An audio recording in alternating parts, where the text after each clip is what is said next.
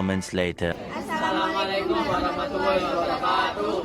Kami dari kelompok 4 di sini kami akan menjelaskan tentang pencemaran lingkungan laut melalui video-video kami. Sebelumnya, perkenalkan nama saya Nabila Darifianti, absen 25.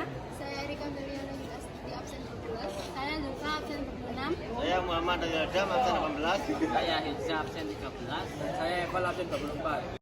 Di sini saya akan menjelaskan tentang lingkungan sebagai habitat hidup berkelanjutan. Yang pertama yaitu lingkungan. Lingkungan hidup adalah suatu ruang yang ditempati oleh makhluk hidup bersama dengan benda hidup dan benda tak hidup lainnya. Yang kedua yaitu ekosistem. Ekosistem adalah suatu sistem ekologi yang terbentuk oleh hubungan timbal balik antara makhluk hidup dengan lingkungannya. Setelah itu ada dua jenis lingkungan hidup. Yang pertama yaitu lingkungan biotik. Unsur biotik adalah unsur lingkungan hidup terdiri dari manusia, hewan, tumbuhan, dan organisme kecil yang tidak terlihat lainnya. Kemudian secara khusus lingkungan biotik diklasifikasikan menjadi tiga, yaitu yang pertama produsen.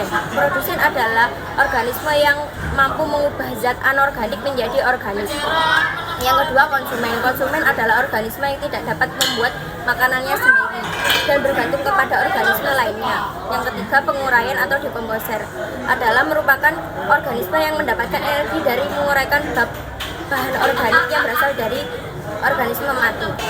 Yang kedua lingkungan abiotik. Unsur abiotik atau unsur fisik adalah unsur lingkungan hidup yang terdiri atas benda-benda mati dan ikut mempengaruhi kelangsungan hidupnya. Contoh lingkungan abiotik adalah air. Air merupakan komponen penyusun tubuh makhluk hidup dan juga sebagai tempat hidup bagi makhluk hidup yang tinggal di dalam air. Yang kedua, tanah. Tanah berfungsi sebagai tempat hidup makhluk hidup dalam suatu ekosistem. Di dalam tanah terdapat mineral penting berupa zat hara yang dibutuhkan oleh makhluk hidup, terutama tumbuhan. Ketiga, udara. Udara merupakan gas komponen penyusun atmosfer. Udara merupakan satu di antaranya komponen penting bagi keberlangsungan makhluk hidup, seperti oksigen, karbon dioksida, nitrogen, dan hidrogen. Yang keempat, cahaya matahari. Cahaya matahari adalah komponen abiotik utama yang digunakan sebagai sumber energi utama di kehidupan. Yang kelima, kelembapan.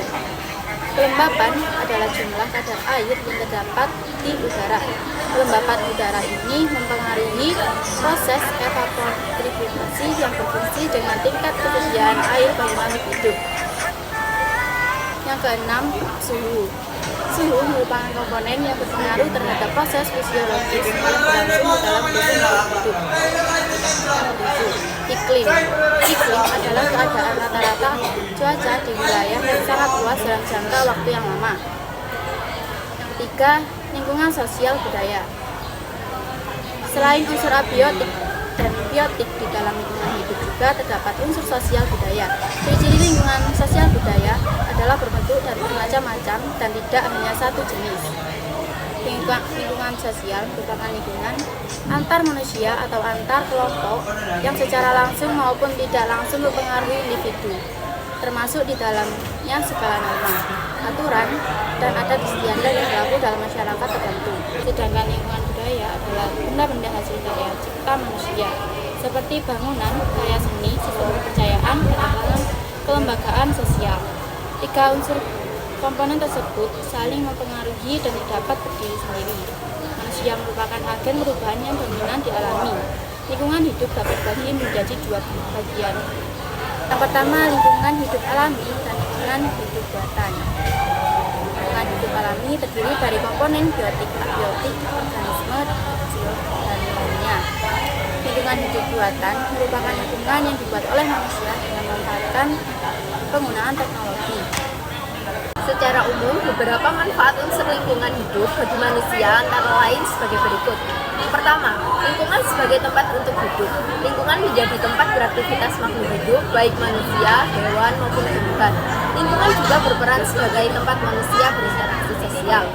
Yang kedua, yaitu lingkungan sebagai penghasil pangan makhluk hidup untuk memenuhi kebutuhan hidup sehari-hari. Makhluk hidup membutuhkannya pangan dan air. Karena itu, makanan dan air menjadi satu di antara hal penting dalam kebutuhan hidup. Yang ketiga yaitu lingkungan sebagai penyedia sumber daya alam Satu di antara contoh sumber daya alam yang ada di lingkungan hidup alam adalah gas alam dan minyak bumi. Kedua sumber daya alam tersebut penting untuk dimanfaatkan manusia sebagai pemenuhan kebutuhan hidup. Misalnya pengelolaan bahan bakar dari gas alam dan minyak bumi. Yang keempat yaitu sebagai penyedia mikroorganisme. Mikroorganisme diperlukan untuk mengurai sisa-sisa makhluk hidup yang sudah mati melalui sebuah proses yang dilakukan oleh mikroorganisme. Sisa-sisa tersebut akan menjadi tanah yang subur. Yang kelima yaitu lingkungan sebagai penyedia oksigen.